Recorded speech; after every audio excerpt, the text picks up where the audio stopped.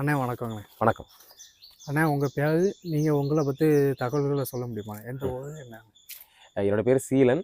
நான் நாம் தமிழர் கட்சி மாநில கொள்கை பரப்பு செயலாளரா தற்போது இருக்கிறேன். அதோடு 2026 19ஆம் சட்டமன்ற தொகுதியுடைய சட்டமன்ற வேட்பாளராக போட்டியிட கட்சி தலைமை பணிந்ததால் அந்த பணியையும் செய்து கொண்டிருக்கிறேன். உங்களுடைய தொழில் என்ன? நீங்கள் எப்படி இந்த அரசியலுக்கு ஒரு இதுக்குள்ளே வந்தீங்க? அதில் எப்படி நம்ம நாம் தமிழர் கட்சிங்க ஒரு இது வந்து உங்களை எப்படி கவனம் ஈர்த்தது? இதை பற்றி சொல்லலாம். என்னுடைய படிப்பு பார்த்திங்கன்னா, நான் ஒரு பொறியாளர். தகவல் தொழில்நுட்பவியல் பொறியாளராக படிச்சிருக்கேன். 12 ஆண்டுகள் அயலகம், சென்னை உட்பட பல்வேறு பகுதிகளில் பணியாற்றியிருக்கேன் தகவல் தொழில்நுட்ப துறையில். பணியாற்றிட்டு இருக்கும்போதே அந்த ஈழ படுகொலை நடைபெற்ற அந்த காலகட்டம் 2009 காலகட்டம். 2007ஆம் ஆண்டு படிப்பை நிறைவு செய்து சென்னையில் இருக்கும்போது அந்த காலகட்டங்களில் தான் ஈழத்தில் நடந்த இன அழிப்பு போரை குறித்து உள்ள தகவல்களை நம்ம வந்து சேகரிச்சுட்டு இருந்த நேரம். அப்போது நம்ம கண் முன்னாடி நம்மளுடைய இனம் ஈழத்தில் கொந்தளிக்கப்பட்ட போது இந்த நிலத்தில் பெரும் பிரதான கட்சிகளாக இருந்திருந்த கட்சிகள் திமுகவாகட்டும், அதே போல் அதிமுகவாகட்டும், மீதமுள்ள கட்சிகளாக இருக்கட்டும், இவ்வளோ வலிமை வாய்ந்த கட்சிகள் இருந்த பிறகும் அதை தடுப்பதற்கான உறுதியான நடவடிக்கைகள் இவர்கள் எடுக்காத காரணத்தால் நமது இனம் நம் கண் முன்னே கொந்தளிக்கப்பட்டது. அதற்கு பிறகு அந்த காலகட்டத்தில் வெகுண்டிருந்த ஏராளமான இளைஞர்கள் நானும் ஒருத்தன். அந்த காலகட்டத்திலேயே நாம் தமிழர் இயக்கமாக இருக்கும் காலகட்டத்தில் என்னுடைய பெயரை அதில் இணைத்து கொண்டு அதில் இயங்க ஆரம்பித்து விட்டேன். ஏறத்தாழ 16 ஆண்டுகளாக நாம் தமிழர் கட்சியில் இணைந்து அந்த என்னுடைய இனத்திற்கான அந்த கடமையை செய்து கொண்டிருக்கிறேன். எல்லா மனிதர்களுக்கும் கடமைகள் உண்டு. ஒன்று தம்முடைய சுய தேவைகளை நிறைவேற்றுவதற்கான, குடும்பத்தை கவனிப்பதற்கான பணிகள். இன்னொன்று சமூக கடமை. அந்த சமூக கடமையை நாம் தமிழர் கட்சி மூலமாக ஆற்றி கொண்டிருக்கிறேன். ஏன்னா அதுதான் சரியான பாதையில் இயங்குது அப்படிங்கிற காரணத்துக்காக. நீங்கள் சொல்லியிருந்தீங்க, அதாவது உங்களுடைய பார்வைக்கு வந்து நாம் தமிழர் கட்சிங்கிறது மட்டும்தான் சரியான பார்வைக்கு போகுதுன்னு. ஏன் மற்ற கட்சிகளில் வந்து மக்களை வந்து சரியாக அரசியல் நெறிப்படுத்தலையான? மற்ற கட்சிகள் சரியாக அரசியல் மயப்படுத்தப்பட்டிருந்தால் நம்முடைய இனம் இந்த நிலத்தில் கொந்தளிக்கப்பட்டிருக்காது. அதேபோல் இந்த நிலத்தில் உள்ள வளங்கள் சூறையிடப்பட்டிருக்காது. இந்த நிலம் ஒரு சாராய குடிகாரர்களின் கோட்டையாக மாறியிருக்காது. இந்த நிலம் கொள்ளையர்களின் கூடாரமாக மாறியிருக்காது. இந்த நிலம் ஒரு பாதுகாப்பற்ற நிலமாக மாறியிருக்காது. இந்த நிலம் ஒரு தரமான இலவச கல்வியை கூட கொடுக்க முடியாத ஒரு நிலமாக மாறியிருக்காது. இந்த நிலம் ஏராளமான படுகொலைகள், சாதிய ஆவண படுகொலைகள் நடக்கக்கூடிய ஒரு நிலமாக மாறியிருக்காது. பெரியார் நிலம் அப்படின்னு சொல்கிறாங்க. அந்த நிலம் தான் இப்போ இப்படி பால்பட்டு கிடக்கிறது. நம்மை வெகு காலமாக இவங்க ஏமாற்றி பசப்பு வார்த்தைகள் சொல்லி நம்ம ஏமாற்றி நமது மூளையை செலவை செய்து நமது வாக்குகளை பெற்று அதிகாரத்தில் அமர்ந்து நமது வளங்கள் அனைத்தையும் சூறையாடக்கூடிய ஒரு செயலை தொடர்ச்சியாக செய்து கொண்டிருக்காங்க. அப்படி இருக்கும்போது இந்த கட்சிகளை நம்ப முடியலை. காரணம், தேசிய கட்சிகள் முழுக்க தமிழர்களை ஆட்கொள்ள வேண்டும் என்கிற நோக்கத்தில் தான் இயங்கி கொண்டிருக்காங்க. அதுபோல் இங்குள்ள திராவிட கட்சிகள் அதுவும் ஏறத்தாழ அதே கொள்கை தான். அவர்களுக்கு சற்றும் சளைத்தவர்கள் அல்ல இவர்கள். சமூக நீதி பேசுகிறாங்க. எங்கள் சமூகத்தில் நீதி இருக்கிறது?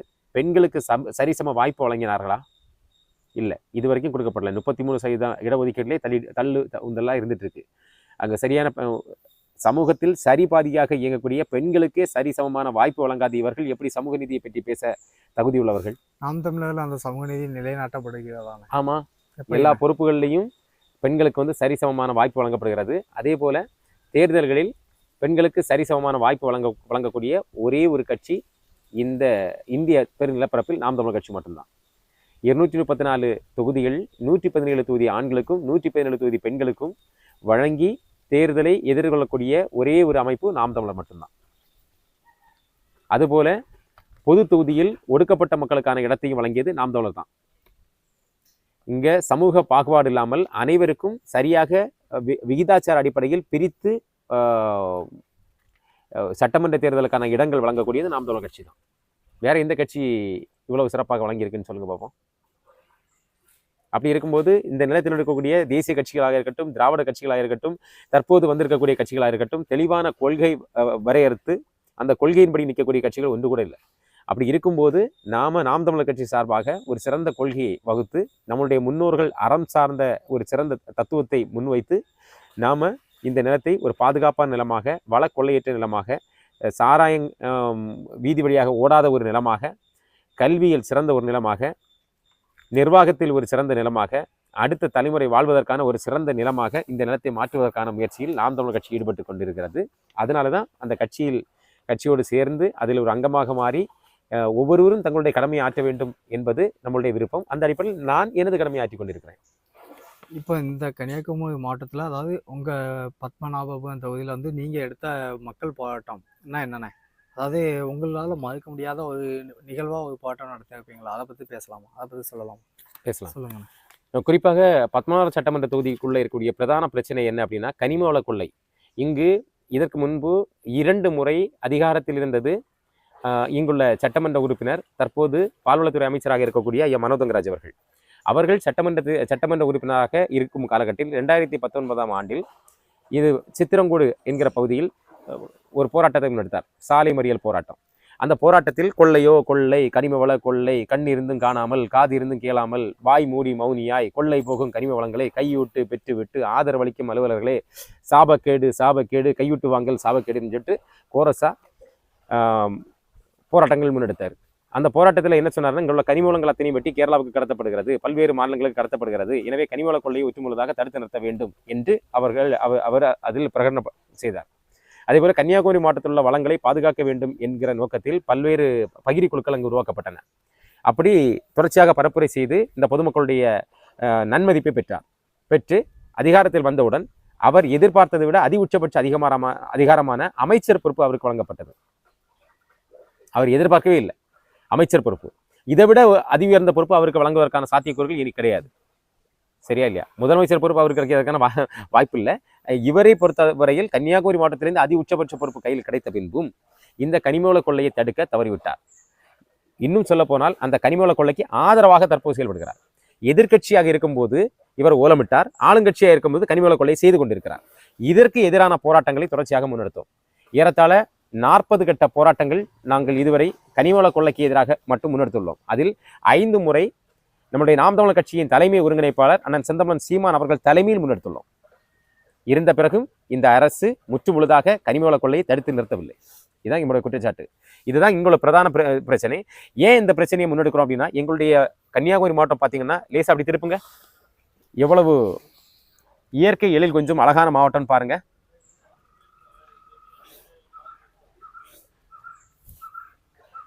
பார்த்தீங்கல்ல, இது ஒரு சின்ன ஒரு காட்சி தான்.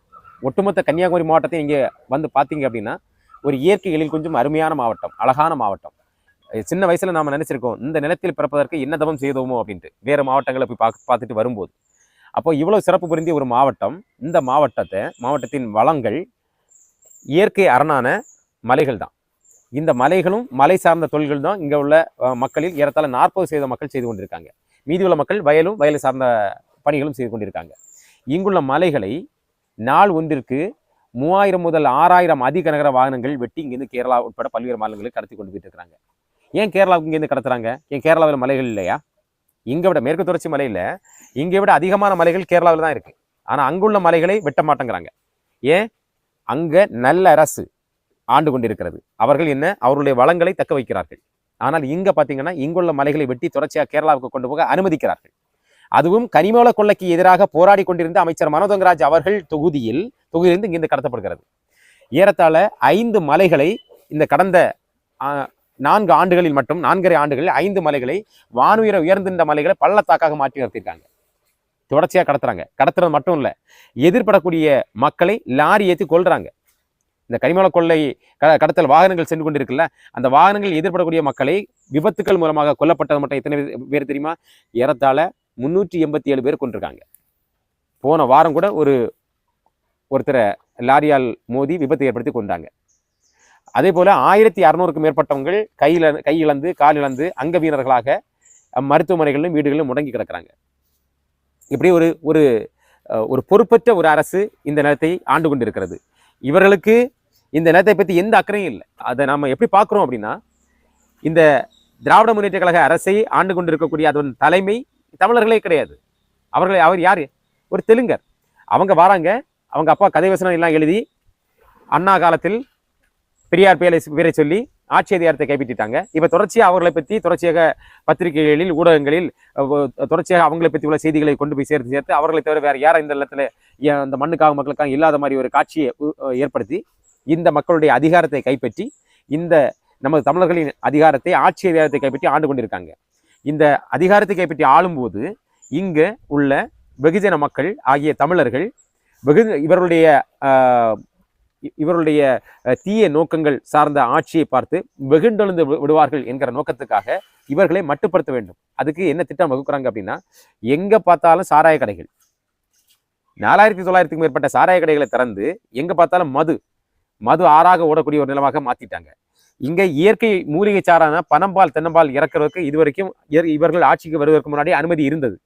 அந்த அனுமதியை ரத்து செய்துவிட்டு, ஏன்னா இவங்களுக்கு வியாபாரம் குறைஞ்சிரும் அப்படிங்கிறதுக்காக பனம்பால் தென்னம்பால் இறக்குவதை தடை செய்துவிட்டு இவர்களுடைய ஆலையில் தயாரித்த சாராயத்தை இங்க விற்கிறாங்க.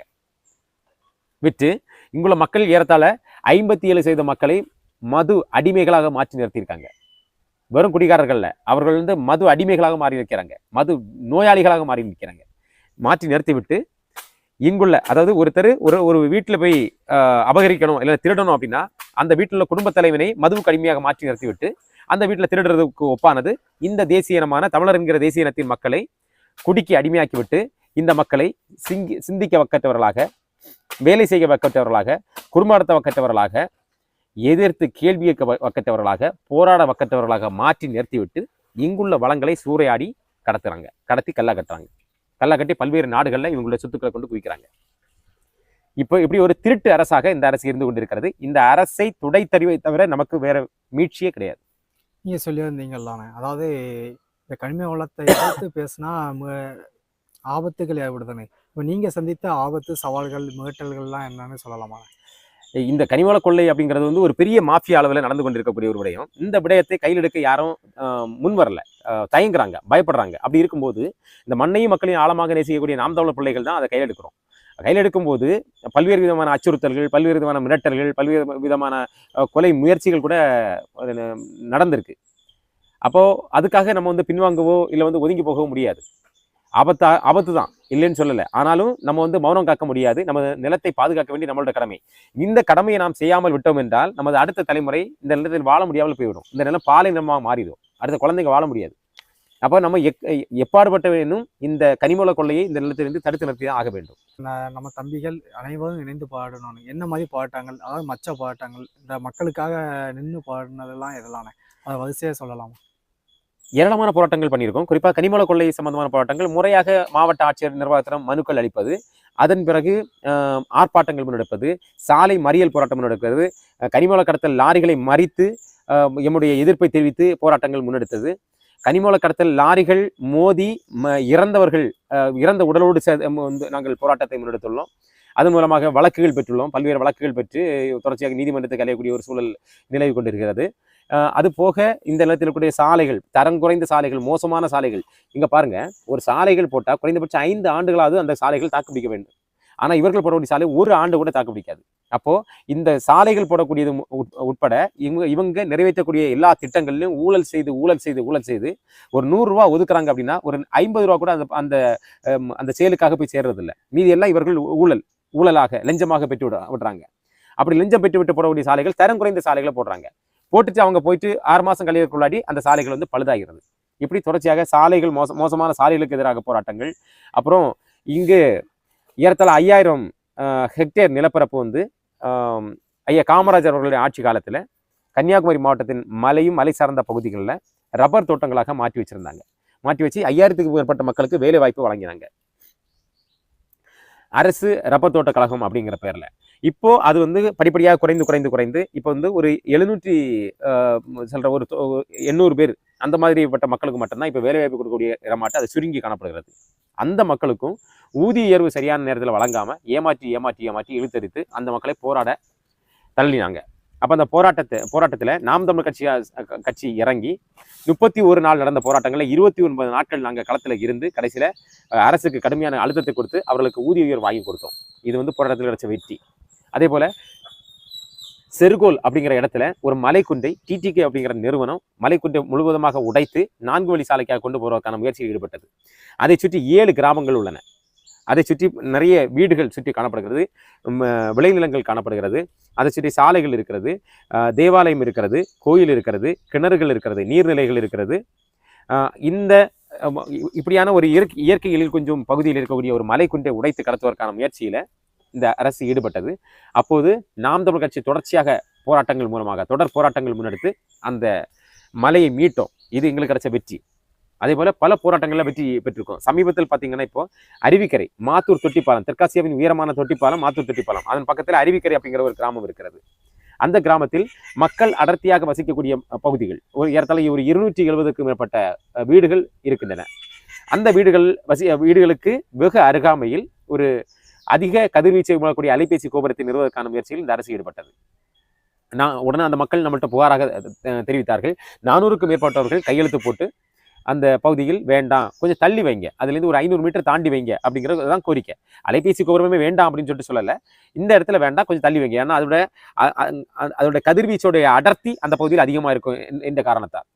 அப்போது நாம் முறையாக போராடி முறையாக மாவட்ட ஆட்சியர், மாவட்ட சாராட்சியர், வட்டாட்சியர், கோட்டாட்சியர், கிராம நிர்வாக அதிகாரி, ஊராட்சி செயல் அலுவலர், ஊராட்சி தலைவர், இவர்கள் அத்தனை பேருக்கும் மனு முறையாக கொடுத்து, அதே போல அந்த அலைபேசி கோபுரத்தை நிறுவதற்கான முயற்சியில் ஈடுபடக்கூடிய பிஎஸ்என்எல் நிறுவனத்திடமும் கோரிக்கை வைத்து அந்த பகுதியிலிருந்து அந்த அலைபேசி கோபுரத்தை மாற்றி வைப்பதற்கான ஏற்பாடுகளை செய்தோம். இது நம்மளுடைய போராட்டத்துக்கு கிடைத்த வெற்றி. இப்படி தொடர்ச்சியாக பல போராட்டங்கள் முன்னெடுத்து இந்த பகுதியின் ஒரு பாதுகாப்பான ஒரு நிர்வாகிகளாக நாம் தமிழர் கட்சியோடு சார்ந்த உறவுகள் இருந்து கொண்டிருக்கிறார்கள். அதே போல இந்த அரசு இந்த மக்களுக்கு எதிராக கொண்டு வரக்கூடிய அத்தனை திட்டங்களையும், அதனுடைய சூழ்ச்சிகளையும், அதனுடைய பின் விளைவுகளையும் சரியாக எடுத்து இந்த மக்களிடம் கூறி அதற்கு அப்படியான தீங்கு விளைவிக்கும் திட்டத்தை இந்த மண்ணில் நிறுவக்கூடாது என்பதற்கான போராட்டங்களை தொடர்ச்சியாக முன்னெடுத்து கொண்டுவரக்கூடியது நாம் தமிழர் கட்சி. எம்முடைய தலைமையின் அறிவுறுத்தல் படி அது சார்ந்த போராட்டங்களை அத்தனையும் எம்முடைய தொகுதி, எம்முடைய மாவட்டத்தில் முன்னெடுத்து இந்த நிலத்தில் தீங்கு விளைவிக்கும் திட்டங்கள் அணுகாதபடி பாதுகாத்து வருகிறோம். இவ்வளவு போராட்டங்கள் நீங்கள் உங்களுடைய தொகுதியில் கொண்டு வந்தாங்க, அதாவது நாம் தமிழர் கட்சி சார்பாக நீங்கள் நின்று முன்னெடுத்து கொண்டு வந்தாங்க. இதில் வந்து மக்கள் மத்தியில் இந்த முன்னெடுப்புகள் வந்து மக்கள் மத்தியில் உங்களுக்கு சப்போர்ட் பண்ணுறாங்களா? அதாவது மக்கள் வந்து உங்களுக்கு கூட நிற்குவாங்களா? மக்களை பாதுகாப்பதற்கான போராட்டங்களை நாம் முன்னெடுத்து வர்றோம். அப்படி இருக்கும்போது அது மக்களுக்கு தெரியும் தானே, மக்கள் உணர்வார்கள் தானே. எவ்வளவு தீங்கு விளைவிக்கும் திட்டங்கள் நம்மை அண்டாத வகையில் நாம் தமிழர் கட்சி நமக்கான ஒரு பாதுகாப்பு கவசமாக இருந்து கொண்டிருக்கிறது என்பதை மக்கள் புரிந்து கொண்டிருக்கிறாங்க. அப்போ அதனாலதான் நிறைய பேர் நாம் தமிழர் கட்சி நோக்கி படையெடுக்கிறாங்க. அந்த மக்களுக்கும் அந்த மண்ணுக்கும் தீங்கு விளைக்கும் எதுவாக இருந்தாலும் உடனடியாக களத்தில் இறங்கி அதை சரி செய்து கொடுப்பதற்கான பணிகளை தொடர்ச்சியாக செய்துட்டு இருக்கோம். அது ஏராளமான பணிகள். இங்கே வந்து பார்த்தீங்கன்னா நீர்நிலைகள் வந்து பராமரிக்கப்படாமல், தூர்வாரப்படாமல், சுத்தம் செய்யப்படாமல் அழிவின் விளிம்பில் பாசி, நெகிழி குப்பைகள், முட்புதர்கள் நிறைந்து கரைகள் ஆக்கிரமிக்கப்பட்டு இருந்த குளங்களில் ஏறத்தாழ 69 குளங்களை நாங்களே முறையாக மாவட்ட நிர்வாகத்திடம் மனுக்கள் அளித்த பிறகும் அவர்கள் செய்யாத பட்சத்தில் நாங்களே இறங்கி அந்த குளங்களை தூர்வாரி சுத்தப்படுத்தி பொதுமக்கள் பயன்பாட்டுக்கு கொண்டு வந்திருக்கோம். அதே போல போன ஆண்டுக்கு முந்தின ஆண்டு மட்டும் 60,000 பனை விதைகளை ஆற்றின் ஓரங்கள், சாலையின் ஓரங்கள், பல்வேறு இடங்கள்ல குளங்களின் ஓரங்கள் இந்த மாதிரி விதைத்து அவை மரங்களாக இப்போது மரங்கள் செடிகளாக மாறி வந்து கொண்டிருக்கிறது. அதுபோல தொடர்ச்சியாக மரக்கன்றுகள் நடக்கூடிய பணிகள், இந்த இயற்கையை சேதம் விளைவிக்கக்கூடிய இந்த கனிம கொள்ளைக்கு எதிரான தொடர்ச்சியான போராட்டங்கள் இப்போ பார்த்தீங்கன்னா வேற எந்த கட்சியும் முன்னெடுக்கல. நம்ம தான் அதை பாதுகாப்பதற்காக உறுதியாக காத்திருந்து போராடிட்டு இருக்கோம். அதே போல இந்த அரசு கொண்டு வரக்கூடிய ஒவ்வொரு தீங்கு விளைவிக்கும் திட்டத்தையும் தடுத்து போராடி இந்த மக்களின் ஒரு பாதுகாவலனாக நான் மட்டுமல்ல, நாம் தமிழர் கட்சியோட ஒரு சின்ன துரும்பு தான் நாங்கள் எல்லாரும் சேர்ந்து அதை முன்னெடுத்து கொண்டு வந்துட்டு இருக்கோம் உறுதியாக. கனிமல கடத்தல்னு சொல்லியிருந்தீங்க, இது வந்து அரசுக்கு வருமானம் தானே, இது ஏன் நம்ம பாதுகாக்கணும்? அதாவது கனிம வளங்களை ஏன் நம்ம பாதுகாக்கணும்? அரசுக்கு எப்படி வருமானம்? சாராயத்தின் மூலமாக கூட வருமானம் சொல்லிட்டு நீங்க சொல்றீங்க. சாராயத்தின் மூலமாக எப்படி வருமானம்? முதல்ல சாராயத்தை பத்தி பேசுவோம். 2021ஆம் ஆண்டு மதுரை உயர் நீதிமன்ற நீதிபதிகளான கிருபாகரன் அவர்களும் புகழேந்தி அவர்களும் ஒரு அறிக்கை வெளியிட்டிருந்தாங்க. அதுல மது விற்பனை மூலமாக அரசுக்கு வரக்கூடிய வருமானம் 30,000 கோடி ரூபாய், மது அருந்தியதின் மூலமாக வரக்கூடிய சுகாதார செலவு 60,000 கோடி ரூபாய். எப்படி 1 மடங்கு அதிகமாக சுகாதார செலவு அந்த அரசுக்கு ஏற்படுறது. அந்த காசை எங்கேருந்து அவங்க செலவு பண்றாங்க? நம்முடைய வரிப்பணத்திலேருந்து தானே. அப்ப நம்முடைய வரிப்பணத்திலிருந்து 30,000 கோடி ரூபாய் எடுத்து செலவு பண்றதுக்கான அதிகாரத்தை இவங்கள்ட்ட யார் கொடுத்தா? அப்படி இருந்த பிறகும் இந்த நிர்பந்தம் அந்த அரசுக்கு ஏன் ஏற்பட்டது? அப்போ அங்கதான் இங்க இந்த கேள்வி இருக்கு. இந்த மக்களை குடிக்கு அடிமையாக்கி இவர்களை சிந்திக்க வைக்கற்றவர்களாக, இவர்களை போராட வைக்கற்றவர்களாக, வேலை செய்ய வைக்கற்றவர்களாக, இவர்களுடைய மதியை மயக்கி விட்டு இங்குள்ள வளங்களை கொள்ளையடிக்க வேண்டும் என்கிற நோக்கத்துக்காக தான் இங்க சாராய கடைகளை இவன் திறந்து வச்சிருக்கான். அதுபோல இந்த கனிமூல கொள்ளை, இந்த கனிமூல கொள்ளையை பார்த்தீங்கன்னா இதுல வந்து என்ன வருமான அரசுக்கு வந்து ஏற்படுது சொல்லுங்க? இங்க உள்ள தட்பவெப்பநிலை அத்தனையும் சீர்கெடுக்கிறது, இங்க உள்ள விளைநிலங்கள் அத்தனையும் பாழ்படுகிறது, இங்க உள்ள மழை வளம் அத்தனையும் போயிருது. மழை இல்லாம இருந்தா எப்படி விவசாயம் பண்ண முடியும்? எப்படி வாழ முடியும்? மலைகள் தான் நகர்ந்து வரக்கூடிய மலை மேகத்தை தடுக்கும். இங்க இருக்கக்கூடிய மேற்கு தொடர்ச்சி மலை இருக்கு பாத்தீங்களா, அந்த மேற்கு தொடர்ச்சி மலை தான் இங்கு வீசக்கூடிய தென்மேற்கு பருவக்காற்று, தற்போது வீசிக்கொண்டிருக்கிற வடகிழக்கு பருவக்காற்று, இந்த 2 பருவக்காற்றையும் தடுத்து மழையை பொழிவிக்கக்கூடிய அந்த இயற்கையின் பேரரணாக இருந்து கொண்டிருக்கக்கூடியது இந்த மலைகள். இந்த மலைகளை வெட்டி கடத்திட்டா என்னாகும்? நகர்ந்து வரக்கூடிய மலை மேகம் அப்படியே போயிடும், மழை பொழியாது, இங்குள்ள அருவிகள் தண்ணி இருக்காது, ஆற்றில் தண்ணி இருக்காது, அணையில் தண்ணி இருக்காது, கிணற்றில் தண்ணி இருக்காது, குளத்தில் தண்ணி இருக்காது, குளிக்க தண்ணி இருக்காது, குடிக்க தண்ணி இருக்காது. தண்ணி இல்லைன்னா பாலை இல்லாம மாறிடும்ல, எப்படி விவசாயம் பண்ண முடியும்? இது எப்படி லாபம்னு சொல்ல முடியும்? இப்போ கேரளாவுக்கு இங்கிருந்து நம்ம அரிசி கொடுக்குறோம், பால் கொடுக்குறோம், இறைச்சி கொடுக்குறோம், முட்டை கொடுக்குறோம், காய்கறிகள் கொடுக்குறோம், எல்லா விதமான உணவுப் பொருட்களும் தயாரித்து சந்தோஷமா நீங்க சாப்பிடுங்க அப்படின்னு சொல்லிட்டு கொடுக்குறோம். ஆனா இந்த அத்தனை உணவுப் பொருட்களையும் தேவை உற்பத்தி பண்ண தேவை என்னன்னா தண்ணீர். அந்த தண்ணீரை உற்பத்தி பண்ண தேவை என்ன? மலைகள். அப்ப அந்த மலைகளையும் வெட்டி கொண்டு போறது எப்படி பாக்குறோம்னா, ஒரு தாயோட மார்பில் பால் இருந்தலாம், அது யதார்த்தம், அது இயற்கையின் நியதி. அந்த பால் கொடுத்த அந்த மார்பையை வெட்டி கடத்துவதற்கு ஒப்பானதான் இங்குள்ள மலைகளை வெட்டி, அதாவது நமக்கு தண்ணீர் தரக்கூடிய மலைகளை வெட்டி கடத்துவது என்பது. அதுக்கு பதிலாக அவங்க என்ன செய்யறாங்க தெரியுமா?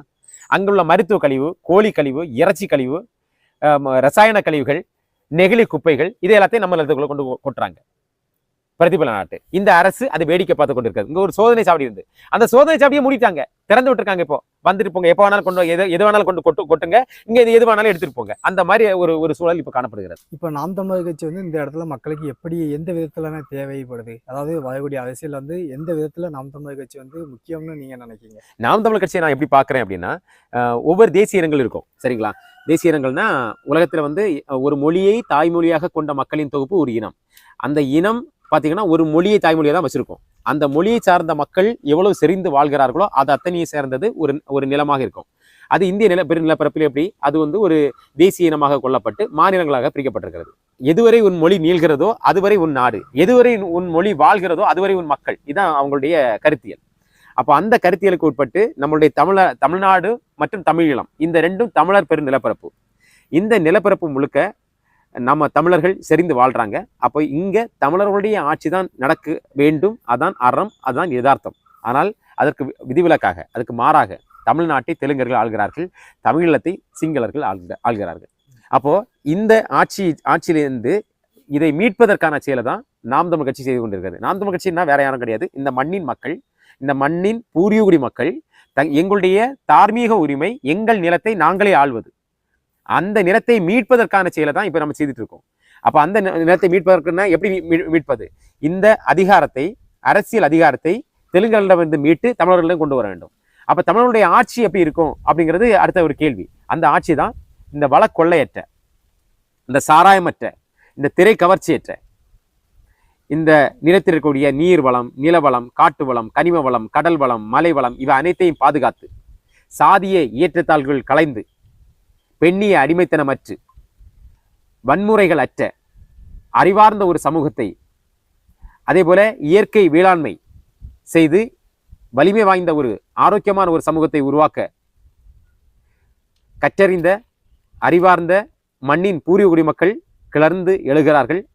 அதற்கு பேர் தான் நாம் தமிழர். இது ஒரு புரட்சி, வரலாற்று புரட்சி. இந்த நாம் தமிழர் கைகளில் அதிகாரங்கள் வந்தது என்றால் இந்த நிலம் ஒரு சிறந்த ஒப்பற்ற ஒரு நிலமாக மாறும். நம்முடைய முன்னோர்கள், மூதாதைகள் எப்படி நமக்கு வழிகாட்டினார்களோ, எப்படி அறம் சார்ந்த வாழ்வியலை நமக்கு கடத்தினார்களோ, அந்த அறம் சார்ந்த அரசு இந்த நிலத்தில் நடக்கும். அப்போ மற்ற தேசிய இனங்களுக்கு நாம முன்னோடியாகவும் முன் உதாரணமாகவும் நாம இருப்போம் அப்படிங்கிறது உறுதி. இப்போ நாம் தமிழர் கட்சியிலேயே இப்போ மொழியாளர்கள், இப்போ இனத்தவர்களுக்கு வந்து இடஒதுக்கீடு, அதாவது அந்த வேட்பாளர் தொகுதிகள் வந்து வழங்கப்படுகிறதான? ஆமா, இடப்பகிர்வு. அதாவது நம்மளுடைய கொள்கை என்ன அப்படின்னா, நம்மளுடைய நிலத்தை நாம ஆள்றது, அதற்கு ஆதரவாக, அதற்கு வலு சேர்க்கும் விதமாக நம்மை சுற்றி இருக்கக்கூடிய பல்வேறு தேசிய இனங்களை சார்ந்த மக்கள் எவ்வளவு பேர் வருகிறாங்களோ, எவ்வளவு பேர் இங்க இந்த நிலத்தில் வசிக்கிறாங்களோ, அவர்களின் எண்ணிக்கைக்கு ஏற்ப விகிதாச்சாரமாக அவர்களுக்கு அந்த அதிகாரத்தில் பகிர்வு அளிக்கப்படும். அப்போ எல்லா தேசிய இனங்களை சார்ந்தவங்களும் இங்க இருக்கிறாங்க. அவங்க எவ்வளவு எண்ணிக்கையில் இருக்காங்களோ அவங்களுக்கான பிரதிநிதிகள் இங்கு வந்து வழங்குவதுதான் அறம். அந்த அறம் சார்ந்த செயலை நம்ம உறுதியாக செய்வோம். ஆனா நம்ம நிலத்தை நாம தான் ஆளுவோம். எப்படி நம்மளுடைய வீட்டுக்கு விருந்தாளிகள் வரும்போது நம்ம வீட்டை நாம தான் நிர்வாகம் செய்யணும். ஆனா அவர்களுக்கு தேவையான உணவு, அவர்களுக்கு தேவையான விடயங்கள் அத்தனையும் செய்து பராமரிப்போம்ல, அந்த பராமரிப்பை நாம் தமிழ் கட்சி உறுதியாக செய்யும். நன்றிங்க. நன்றி.